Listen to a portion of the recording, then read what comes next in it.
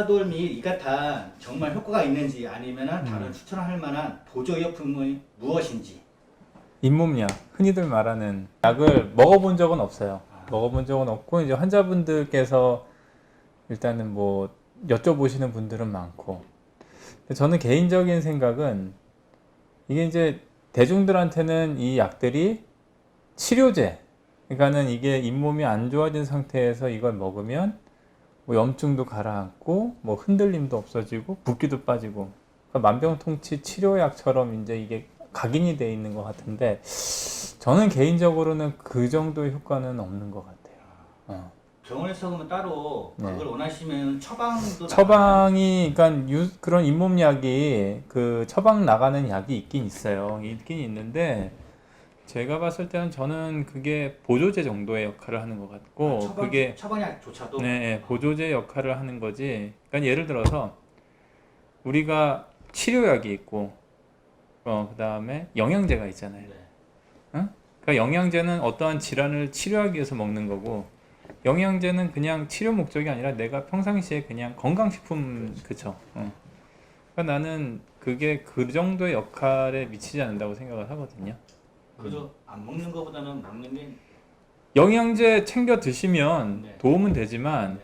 그게 질병을 막아주진 않죠. 아, 그지? 응, 응. 그러니까 오히려 잇몸 질환을 막기 위해서는 구강위생에 힘쓰시고, 그다음에 정기적으로 치과 오셔서 검진 받고 이상이 있으면 직접 치료를 받고, 그러면서 보조적으로 뭐 그런 잇몸약을 드시는 거는 도움이 될 수 있죠. 근데 이제 그런 거를 전혀 생각 안 하시고, 나는 이 1년 365일 몇 년 동안 잇몸약을 챙겨 먹어 왔으니까 내 잇몸은 문제 없을 것이다, 그렇게 생각하시면 안 된다는 거죠. 근데 그런 약을 3개월 이상 장기 복용하면 안 된다고 그래? 나왔어요. 네, 그래요? 그래서 그렇게 계속 드시는 거는 추천드리지 않고요. 그리고 또 그런 약의 성분 중에 뭐 지혈을 시키는 그런 성분도 있어요. 그러니까 잇몸병이 있으면 내가 잇몸이 안 좋다는 신호로 피가 그치. 나오고 하면 그럴 때 치과에 오셔서 치과 치료를 받으시고,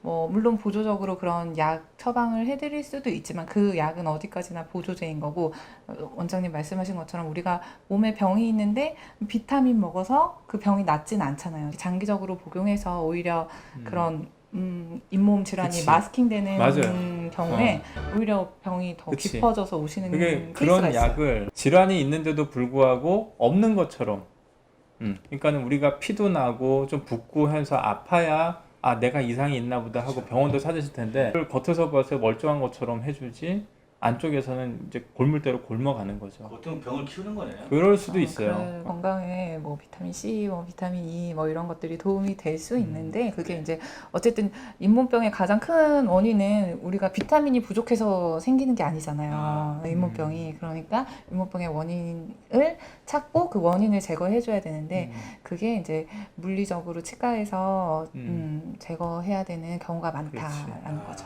그러니까는 결국은 구강 질환은 세균이 일으키는 거거든요. 치태는 결국은 음식물 찌꺼기와 세균의 집합체고, 치석이라고 하는 거는 그 치석에 그런 플라그가 잘 붙게 되니까 결국은 구강 내에서 균이 살기 좋은 환경을 만들어주는 게 치석이니까 그런 거를 잘 제거를 해줘야 되고, 그리고 제가 하나 더 덧붙이고 싶은 거는 그러한 물리적으로 세균의 수를 줄이는 거 외에 세균의 수 자체를 줄여주는 어떤 보조적인 제재가 있어요.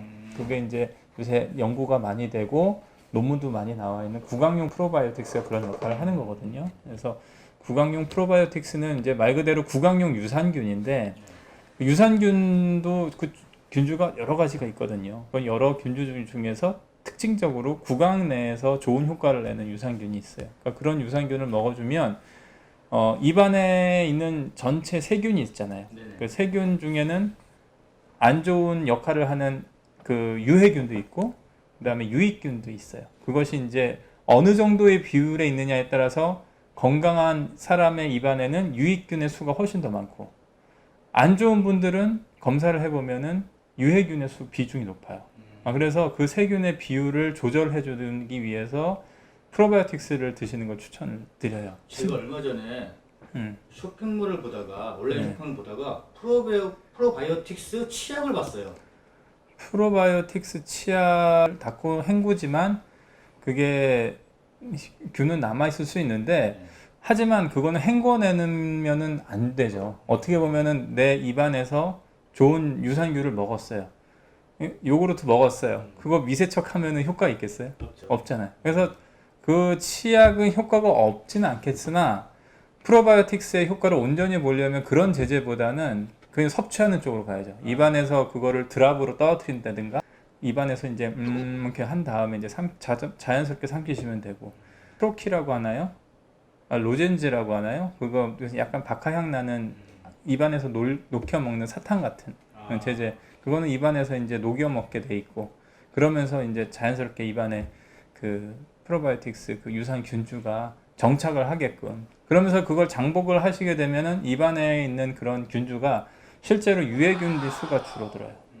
유익균의 수가 늘면서 유해균의 수가 줄어드니까 질환을 일으키는 유해균의 수가 줄어들면 당연히 구강 질환도 줄어들죠. 그러니까 뭐 충치라든가 잇몸 질환, 그다음에 구취, 입냄새. 자이리톨보단 더 좋은 거네요. 이거는 설탕 대신 그치. 하면은 좋다. 교정은 움직이려고 하는 건데 잇몸약을 먹으면 단단해지잖아요. 안 움직일까봐 먹어야 되는지 말아야 되는지 어떤 게 진짜인지 궁금하대요.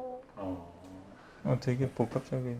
이런 약이 그 교정에 의한 통증 약으로 쓰이리라고는 전혀 생각도 못 해봤는데 이게 기본적으로 이제 잇몸 약이지 이게 뼈를 단단하게 하는 이제 그런 효과라기보다도 그러니까 잇몸을 이렇게 좀 붓기를 가라앉혀주거나 이제 피가 좀 덜 나게 하는 이런 효과가 있는 거지. 불다공증이 있으셔서 이제 그런 것 때문에 약 같은 거 먹으시는 분들은 실제로 뼈가 단단해져서 교정 치료를 이제 그렇지.